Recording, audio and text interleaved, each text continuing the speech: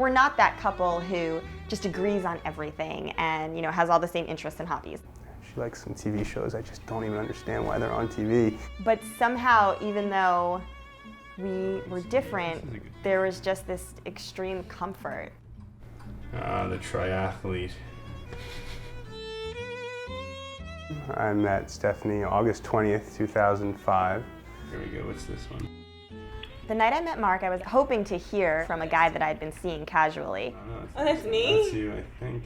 It's me. He wasn't calling, so I asked my brother what he was up to for the night, and he said that he might head to a birthday party down in the East Village. You know, amidst the sticky floors and the crowds, we just kind of started talking and hit it off. And we ended up closing the bar and spending the whole night talking, to the point where he ended up taking me home in a taxi the next morning, which I was very impressed that he didn't just put me in a taxi. He actually took the taxi with me to the Upper West Side and then took it back to his place.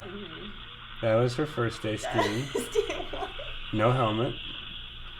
Reckless. We met right after I had decided that I wanted to do neurosurgery. I mean, I was a medical student already. I was going to become a doctor, but had to pick, you know, one of many residencies.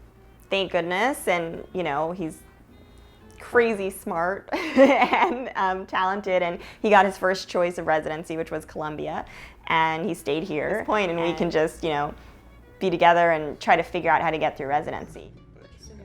She's just been unbelievably supportive. It's mostly just brought us closer together.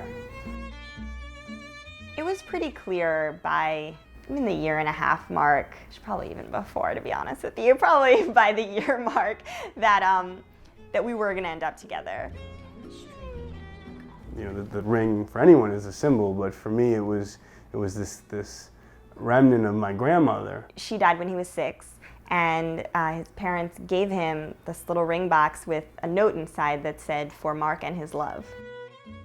I knew I wanted to bring her to Paris, but I wanted it to be a surprise. He had said we're going to do something for my birthday, we're going to go somewhere. I asked 1,000 questions because I needed to know, you know, what kind of clothes I was going to need, what the weather was going to be like. It's great to propose in Paris at some restaurant, you know, or at the top of some monument, but then I thought, you know, I want her to be of sound mind on this one. I don't want her to be floating in some Parisian, you know, food coma.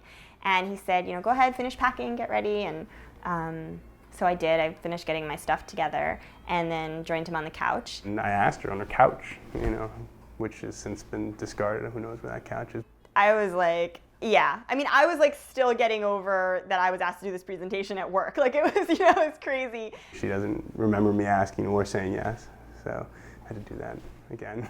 But then we got in a taxi and I still had no idea where we were going, and he hailed a taxi. He gave the taxi driver a piece of paper. Lucky the taxi driver was a great one and didn't like read it or ask him any questions, and then off we went. She knew when we got to the airport we weren't staying that local, but I don't think it was until we got to the gate that she really realized what we were doing. And so, yeah, we went off to Paris.